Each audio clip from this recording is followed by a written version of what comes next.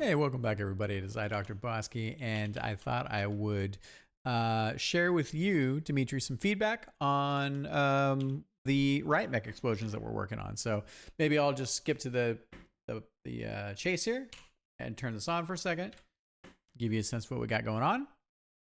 I only updated one part, but here, every time I press the button, you can see that I kind of took some of the other VFX that we have, and I added some kind of flame jet noise and some like little crackly like fireburst pops. And I wanted to hook it up this way because we created some additional randomness and noise. As you can see, every time I trigger these particle systems, behave slightly differently, which is super fun. I could probably sit here and do this all day long. And then I wired up the I only have this in one place, so this is automatically just to kill the Riot mechs when they show up. So harder to see amongst all the other casts, but it's also because some of the pieces we have are not all set up. So what I wound up doing, Dimitri, is I came in here and I did a number of things. So I'll give you all the materials here, right? So but one of them was I came in and I basically took the 4 frames that we had, I turned it into 8. I didn't mind the kind of color oscillation that we had, but it wasn't quite what I was looking for, like obviously visually. So and to give you this is kind of the whole thing put together. So I don't mind the kind of rim light glows that we have. It's kind of, this thing is exploding, right? We had this giant actually, what happened to now that I'm looking at this, it looks like you blew off now that I'm looking at it, where I'm missing this giant pack. I guess you're thinking that, or the power source. And in the version that I had, power source wise, oh my goodness, so many pieces.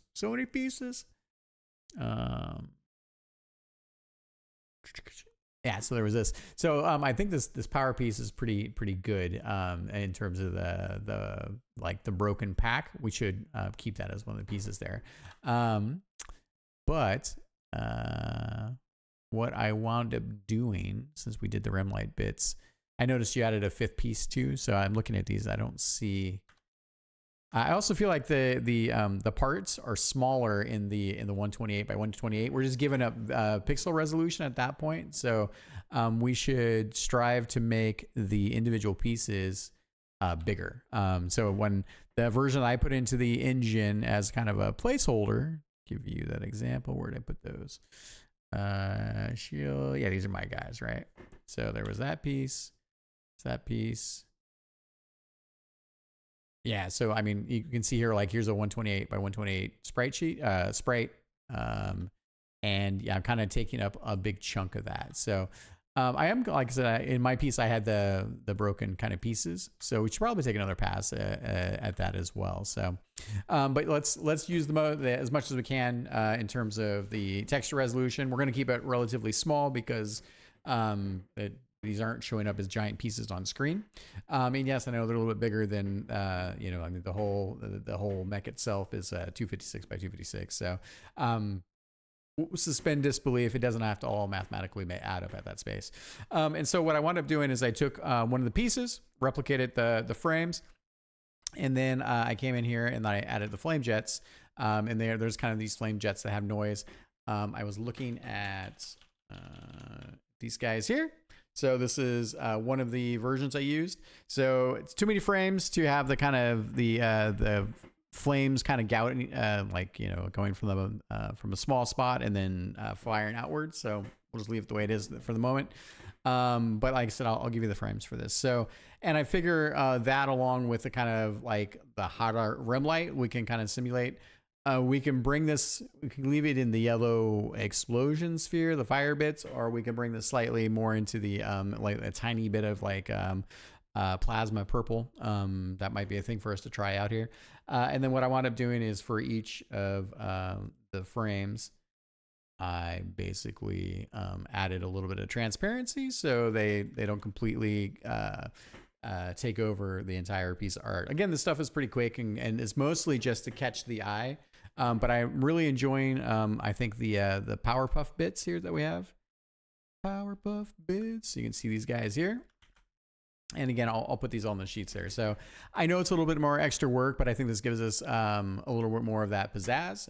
That's why I was kind of showing you kind of where we're at with, you know, with the test setup here.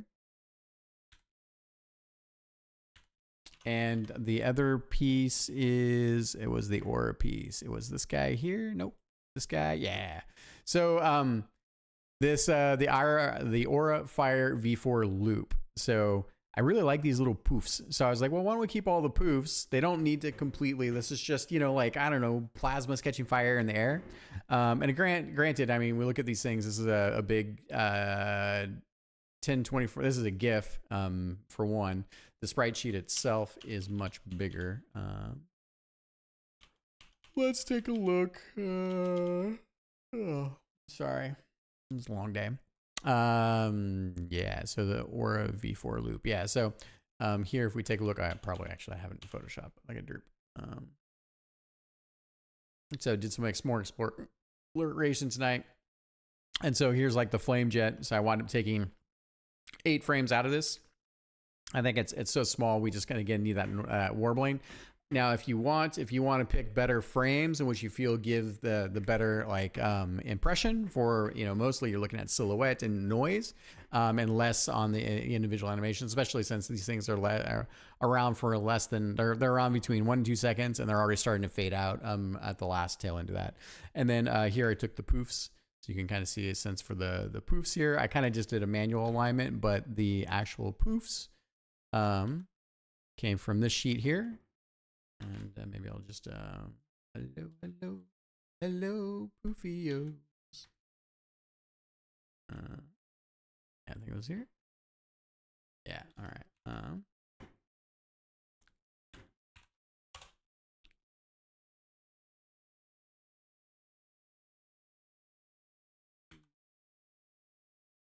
Yeah, so you can get a sense here. So I think we can find 8 good frames here and feel free to grab the frames and just to do to do more poofs if you want. I think they like this little pops, like like I think that'll be really cool.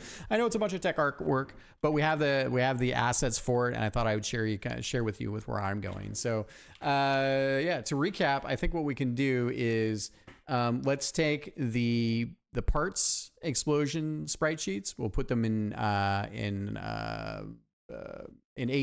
8 frames, and we'll continue to we can just oscillate the I think the hot lights. I think we can go brighter still with kind of the outlines from where you had, and then let's add these kind of flame bits and I think the hot like plasma pops. I think that will come together. We do that for each of the pieces. And you know, maybe it's overkill. We can also discuss that too. I think we need visual candy. Now we did go a little crazy with cutting the mech up into 5 pieces. I think again it's nice to see sometimes when your eye catches the different pieces of the mech itself. You know, and you know, we're going to set the sort of the standard of the quality of how things like this die.